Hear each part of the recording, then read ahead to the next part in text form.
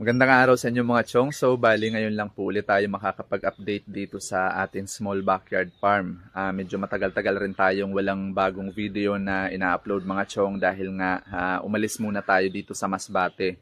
At pumunta tayo ng Minlan Bicol doon sa Naga mga chong dahil nagkaroon ng health problem yung mama namin. So yun muna yung prioritize natin, yun yung inasikaso muna natin. Halos isang buwan rin po tayong nagstay doon sa Naga para sa gamutan niya. So naging successful naman, naging okay na lahat. So umuwi na tayo dito sa Masbate. Kakarating lang natin kahapon mga chong at back to normal na ulit tayo. Bali, gagawin na ulit natin yung daily routine natin at yung mga kailangan nating habulin na activities dahil nga halos isang buwan tayong nawala. Marami tayong na-miss na activities dito sa pag-aalaga natin ng inahin at mga biik. So yun muna yung uunahin natin, isa-isa gagawan ulit natin ng video yun mga chong para baka sakali makatulong rin sa mga nag-uumpisa na mag-alaga ng inahin. So, bali 3 saw level pa rin po tayo mga chong at isa po ito sa mga alaga nating inahin. Bali malapit na po itong mga anak. Naka 110 days na po ito mga chong kaya 4 days to go na lang bago po yung due date niya. Bali isa po ito sa mga dumalaga natin dati na nagawa natin ng video dahil nagkaroon po ito ng infection sa matres mga chong. 2 beses po siyang nakunan at nahirapan po tayo na gamutin siya. Naikonsulta rin po natin ito dati sa technician at sa mga kapwa natin backyard hog racer at yung advice po nila i-dispose na or ibenta na po natin dahil talagang mahirap daw pong gamutin yung infection sa matres, pero hindi po natin ito sinukuan mga chong. Bali nag-research po tayo at sumubok ng iba't ibang pamamaraan para magamot natin yung infection niya sa matres hanggang sa gumaling na nga siya mga chong at nabuntis. Ito yung magiging first parity niya mga chong o ito yung unang beses niyang manganak. Medyo maliit lang yung tiyan ng alaga natin o ipagpalagay natin na medyo kukunti lang yung biik na ipapanganak nito, pero okay lang yan mga chong. Ang mahalaga nabuntis pa rin yung alaga nating inahin.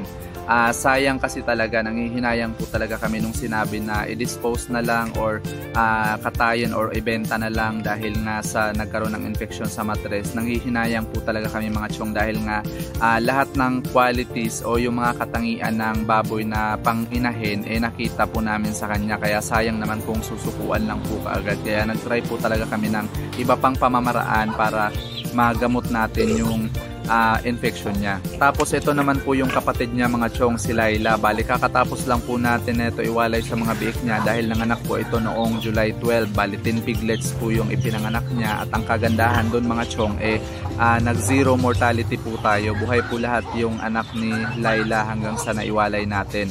Sa ngayon bali inaantay na lang po natin na maglandi itong si Laila mga chong para maipaiay na po natin siya ulit. Nang sa ganun maging tuloy-tuloy po yung piglet production natin dito sa ating small backyard farm.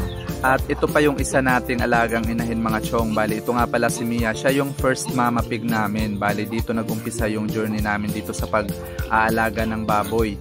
Ngayon bali buntis rin to mga chong. Bali 77 days pregnant na po siya at ang due date nito ay sa September. So bali ito na po yung ikatlong beses niyang pagbubuntis at medyo malaki rin talaga yung tiyan niya. Sana marami siyang biik na ibibigay sa atin mga chong. At maliban sa mga inahin, nag-start na rin po pala tayo sa pag-aalaga ng fattening mga chong o yung patabaing baboy. Bali, ito yung galing sa second parity ni Mia. Bali, itong tatlong to yung natira. Ginawa na lang natin silang fattening. Tapos ngayon, 2 buwan mahigit na po sila simula nung pagkawalay. At yung target date ng pag-harvest natin nito mga chong ay sa September 5. Bali, i-dispose po natin itong tatlo para magamit naman natin pangbili ulit ng feeds para dun sa next batch. At sakaling kakayanin po ng pang-finance natin sa feeds, ito po yung magiging next batch ng pang-fattening natin. Bali 10 biik po ito lahat. Ito po yung mga ipinanganak ni Laila, nakakawalay lang po natin sa kanya. At dahil medyo mababa po yung bentahan ng biik at hindi po nare-reach yung target price natin per piglet, nag-decide po tayo na i-fattening na lang yung mga biik na ito. At hoping po tayo na tumaas ang presyo ng live weight sa November at December dahil yun po yung magiging harvest time neto kapag natuloy na ginawa natin silang fattening. That's all for now mga chong. Thank you for watching and happy farming!